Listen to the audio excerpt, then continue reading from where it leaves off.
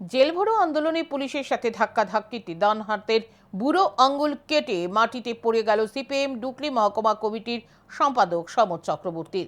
বর্তমানে তিনি আইএলএস হাসপাতালে চিকিৎসাধীন। 11 দফা দাবিকে সামনে রেখে সিআইটিইউ, কৃষক সভা, উপজাতি গণমুক্তি পরিষদ এবং ত্রিপুরা ক্ষেত মজুর ইউনিয়নের উদ্যোগে সোমবার রাজধানীতে জেলভরো আন্দোলন সংঘটিত করা হয়। সেই আন্দোলনে সামিল হয়েছিলেন সমর চক্রবর্তী। আন্দোলন চলাকালীন সময় পুলিশের অস্থায়ী ব্যারিকেড ভাঙার সময় পুলিশের সাথে ধাক্কাধাক্কি করার সময় পুলিশের অস্থায়ী ব্যারিকেডে লেগে সমর চক্রবর্তীর ডান হাতের বুড়ো আঙ্গুল কেটে মাটিতে পড়ে যায়। সাথে সাথে তাকে নিয়ে যাওয়া হয় আইএলএস হাসপাতালে। তাকে দেখতে আইএলএস হাসপাতালে ছুটে যান প্রাক্তন মুখ্যমন্ত্রী মানিক সরকার সহ সিপিআইএম দলের নেতৃত্বরা।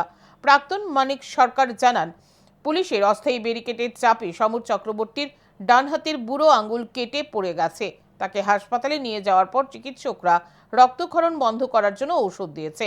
প্লাস্টিক সার্জন ডাক্তারের পরামর্শ নেওয়া হবে। যদি প্লাস্টিক সার্জন ডাক্তার কোনো কিছু করতে না পারেন তবে অর্থোপেডিক ডাক্তার দেখানো হবে।